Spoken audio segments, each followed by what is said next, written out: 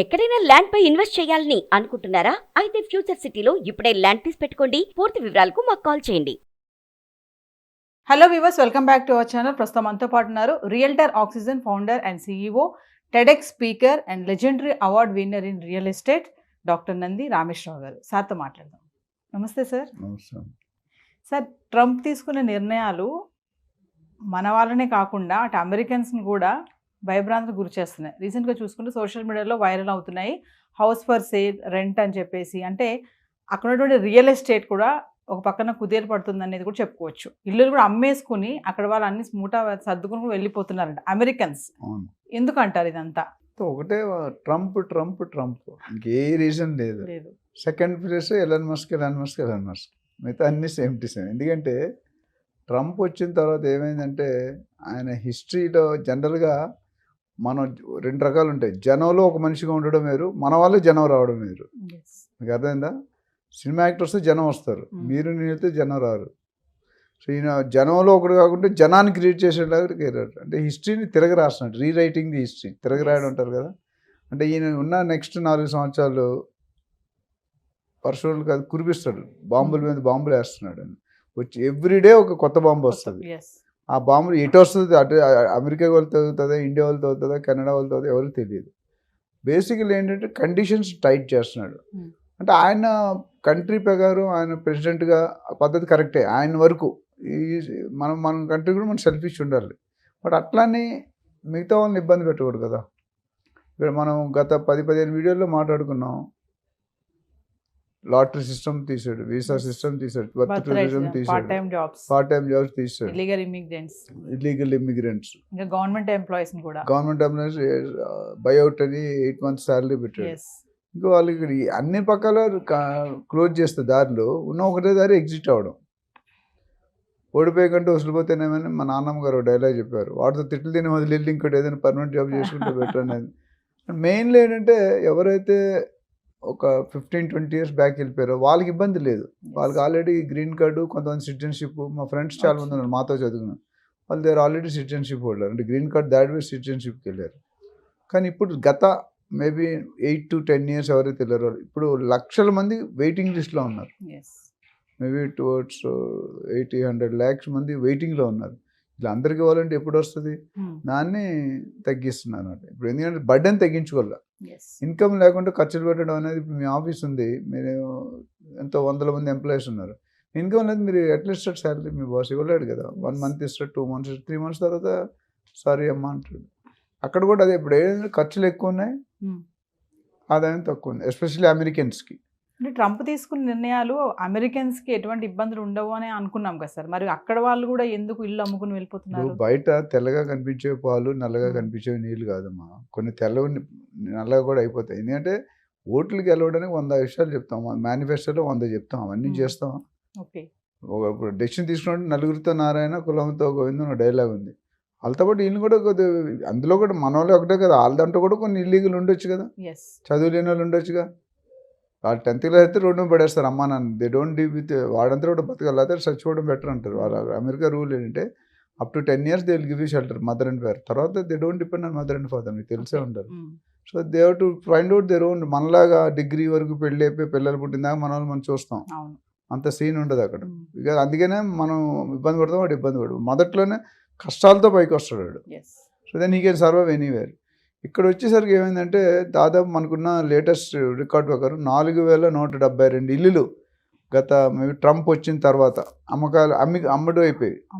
ఇంకా కొన్ని 500-600 విల్లాలు, independent houses, ఒక్కొక్కటి 8 కోట్లు తక్కువ లేకుండా 8 నుండి 10 కోట్లు ఒక్కొక్క ఇల్లు అమ్మకానికి ఉన్నాయి.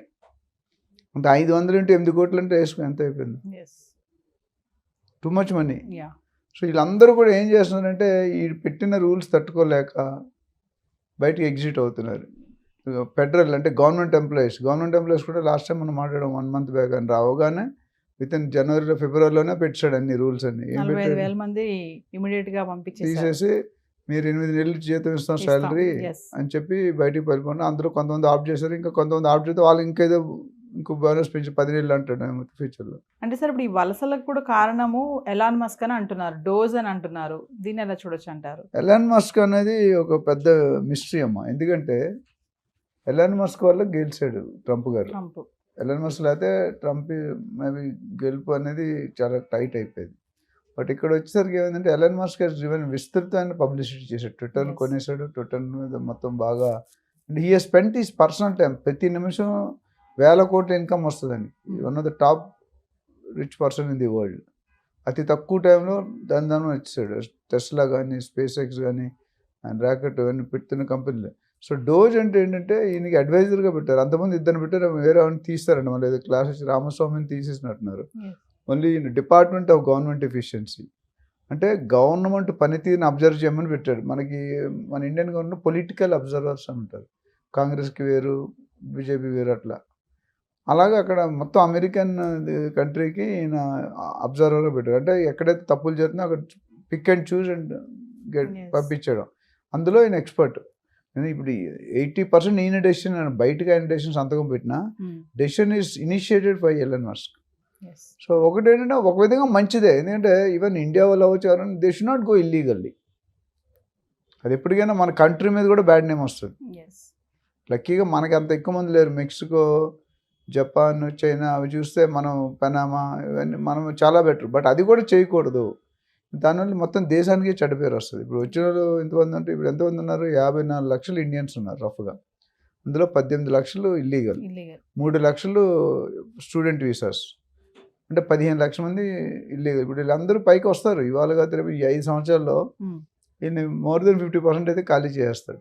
అంటే ఇప్పుడు అమెరికాలో రియల్ ఎస్టేట్ చాలా డౌన్ ఫాలో ఉంది అంటే ఏం చెప్తారు సార్? ఇప్పుడు డౌన్ ఫాల్ ఉంది. ఎందుకంటే now it is sellers market. అంటే బయర్స్ కొనేటట్లేరు. అందరూ అదే స్టేజ్లో ఉన్నారు. ఇల్లు ఉన్నాడు, ఇల్లు అన్నాడు అదే స్టేజ్లో ఉన్నారు. ఇల్లు అన్నాడు ప్రాబ్లం లేదు, రెంట్ ఖాళీ చేయరు. ఉన్నాడు మరి ఇటు వెళ్ళిపోతే ఇల్లుకి రెంట్ ఎవరు ఇస్తారు? జనాలు వెళ్ళిపోయే ట్రెండ్లో ఉన్నారు. ఇప్పుడు ఇక్కడ ఏమవుతుందంటే ఎవరైతే జాబులు పోయి, బిజినెస్లు పోయి, ఇల్లీగల్ వలసలు వచ్చి ఇల్లీగల్గా ఉంటున్నారో వాళ్ళందరూ కూడా they are taking a decision. ఎందుకంటే ఇప్పటికే చాలామంది ఇండియాకి తిరిగి వచ్చారు. వాళ్ళందరూ కూడా ఇక్కడ రియల్ ఎస్టేట్ వైపు చూస్తున్నారు. అది పెద్ద జోక్ ఏంటంటే సాఫ్ట్వేర్ జాబులు అన్నీ లేవు అని లక్షలు ఎక్కడున్నాయి మన దగ్గర. ఇప్పుడు ఉన్న వాళ్ళనే లాస్ట్ కరోనా దగ్గర నుండి ఇంటేక్ పడిపోయింది. అట్లనే వర్క్ ఫ్రమ్ హోమ్ ఆప్షన్ తీస్తారు. అందులో కూడా నేను విన్నది ఏంటంటే వర్క్ ఫ్రమ్ హోమ్ ఆప్షన్లో దే ఆర్ అంటే డూయింగ్ 2-3 జాబ్స్. కొంతమంది అందరని చెప్పలేను కానీ 2-3 జాబ్స్ చేస్తున్నారు. చేసినప్పుడు అది ఇల్లీగలే కదా. ఒక కంపెనీ దగ్గర సాలరీస్ ఇంకో కంపెనీ పెంచడం కరెక్ట్ కాదు. ఇవన్నీ బయటకు వచ్చాయి. The kept A separate body, separate team to identify these illegal issues. అదే పని వాళ్ళు. సో ఏదేమైనా సార్, ట్రంప్ అయితే ఈ లాస్ట్ టర్మ్ కాబట్టి ఈ టర్మ్లో మొత్తం అంతా కూడా ఆయనకున్న మంచి ఆలోచనలు, పిచ్చి ఆలోచనలు, అన్ని ఆలోచనలు జనాల మీద రుత్తాడు. ఇంప్లిమెంట్ అందుకు చేసేస్తారు. కొన్ని సక్సెస్ అవుతాయి, కొన్ని సక్సెస్ అంటే ఆయన సైన్ చేసిన దాంట్లో పోవు. బట్ కొన్ని అయితే పోయే అవకాశం ఉన్నాయి. Yes. అన్ని ఇప్పుడు బర్త్ డివిజన్ అనేది టఫ్ ఏరియా, అది కంట్రీకి సంబంధించింది. ఈ చిన్న చిన్న వ్యవసాయం అన్నీ కూడా ప్రొసీజర్లో కూడా any time they can do. Yes. As of today lot of people are under threat. ఇంక ఈయన కానీ ఇంకో టర్మ్ వచ్చాడంటే తేడాలు వస్తాయి. వచ్చే అవకాశం లేదు లేదు కాబట్టి. Thank you sir. Thank you.